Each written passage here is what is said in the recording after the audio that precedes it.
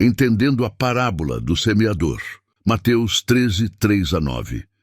E falou-lhes muitas coisas por parábolas, dizendo: Eis que um semeador saiu a semear. E quando ele semeava, algumas sementes caíram junto ao caminho, e vieram as aves e as devoraram. Algumas caíram em lugares pedregosos, onde não havia muita terra, e imediatamente elas brotaram, porque não havia terra profunda.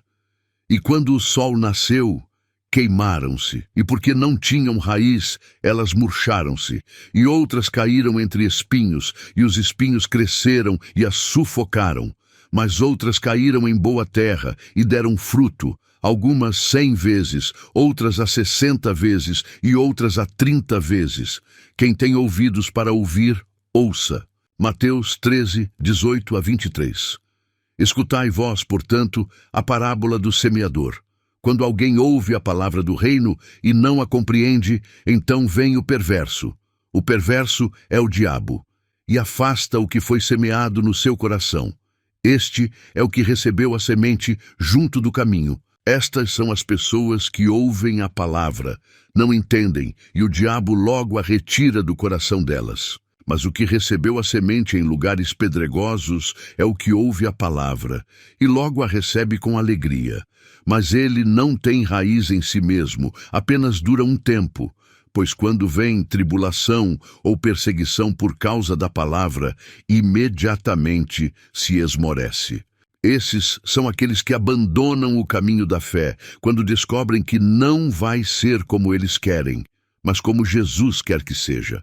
São pessoas que não estão dispostas a carregar a cruz, porque isso significaria sair de uma igreja e perder pessoas que elas estimam, mas que são falsas cristãs. Ou ter que se separar de familiares pecadores, ou ter que sair de casa e morar sozinho, porque vive cercado de gente desobediente a Deus.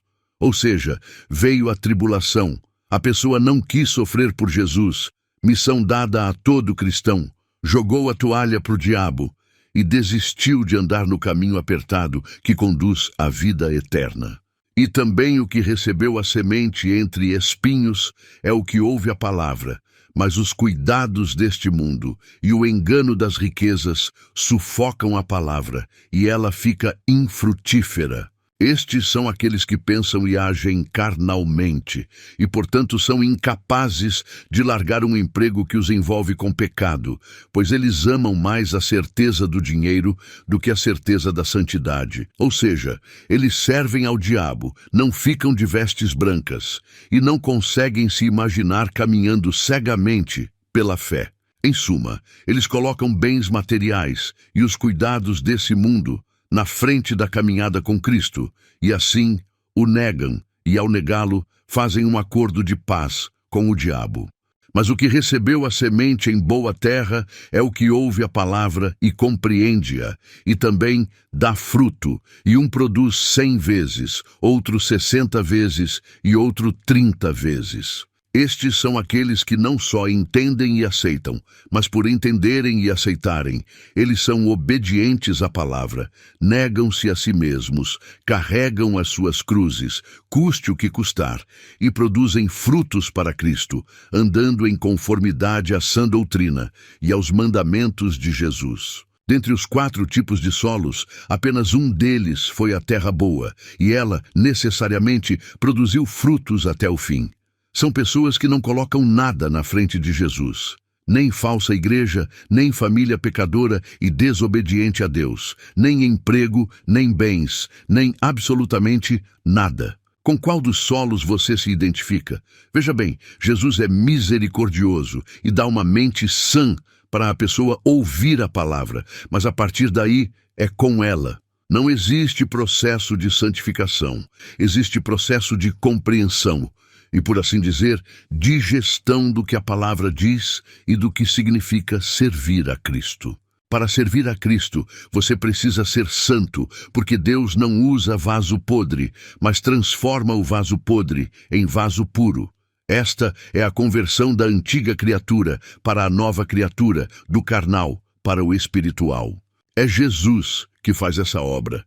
mas ela depende da sua fé, ou seja, da sua crença no poder dele, em fazer justamente aquilo que ele garantiu que faria, te libertar do pecado, pois sem a santidade ninguém verá a Deus. A partir do momento que Jesus te liberta do pecado, o pecado não tem mais domínio sobre você e você passa a não pecar mais. Não existe essa mentira que essas igrejas apóstatas pregam, de que somos salvos e pecadores, santos e profanos, sujos e puros.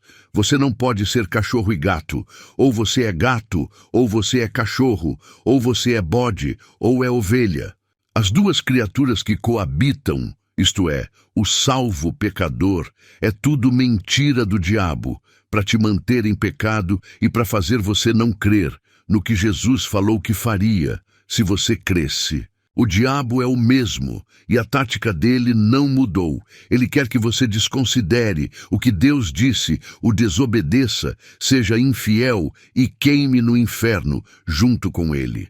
O mesmo diabo que mentiu para Eva e a convenceu de pecar é o diabo que usa a boca do seu falso pastor, quer ele saiba ou não, para te dizer que vamos continuar pecando até Jesus voltar e vamos para o céu mesmo assim. Isso é veneno de serpente. Quem toma veneno morre envenenado.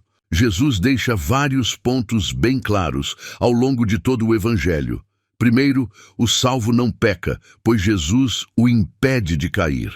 Segundo, quem peca não está em Jesus, e quem não está em Jesus é lançado no inferno.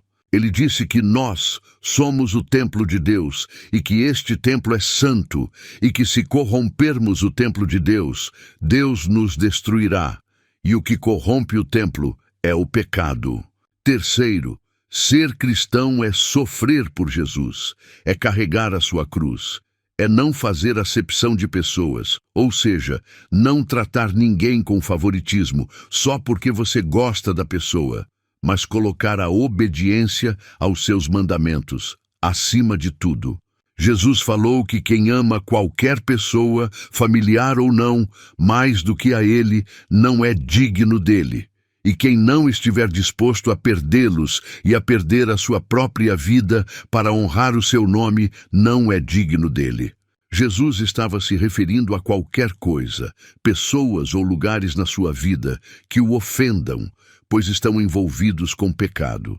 Jesus disse ao homem que queria segui-lo para ele abandonar o seu pai, pois o chamou de morto espiritual, e deixar com que os mortos espirituais da sua família o enterrassem. Isto apenas confirma que Jesus não faz acepção de pessoas e confirma que quem quer que seja, que não esteja disposto a andar em obediência a ele, é indigno dele e espiritualmente morto. Jesus falou que a família dele são aqueles que o obedecem e falou que virá buscar uma virgem casta, pura e imaculada. Se você está ligado com pessoas que não são castas, puras e imaculadas, você também não é. Diga-me com quem andas, que eu direi quem tu és. Jesus mandou se separar dos incrédulos, e se uma pessoa crê no nome de Jesus, mas não no poder dele, para libertá-la do pecado, de modo que ela não peque mais, ela é uma incrédula. Jesus mandou se separar dos falsos cristãos. Jesus mandou rejeitar os hereges, que são aqueles que negam o que ele disse e escolhem as suas próprias interpretações, que favorecem seus estados emocionais. Jesus mandou marcar quem causa divisão contra a doutrina e se afastar deles. Jesus falou de novo para se afastar dos falsos irmãos. Enfim, todo o Novo Testamento se confirma e reafirma várias vezes, para que você não tenha desculpas para dar, nem se faça de desentendido. Se Jesus te mandou se separar de toda essa gente, é porque ele não quer que você pague com elas. Você vai desprezar a ordem do Deus que você diz que serve? Lembre-se, apenas um dos solos produziu fruto até o fim. E os demais que se ofenderam com a palavra de Deus, o diabo lhes tirou o entendimento, e eles voltaram para o próprio vômito. 2 Pedro 2, 20-22. Porque se depois de terem escapado das corrupções do mundo, pelo conhecimento do Senhor e Salvador Jesus Cristo, forem outra vez envolvidos e por elas vencidos, o último estado é para eles pior do que o primeiro. Porque melhor lhes teria sido que não conhecessem o caminho da justiça do que, depois de conhecê-lo, desviarem-se do santo mandamento que lhes foi entregue. Mas isto lhes sobreveio, de acordo com um verdadeiro provérbio: o cão voltou ao seu próprio vômito e a porca que foi lavada chafurdou-se de lama. Chegou a hora de descobrir que tipo de solo você é, não é mesmo? Você tem fé para seguir em frente ou vai escolher o inferno? A decisão é toda sua.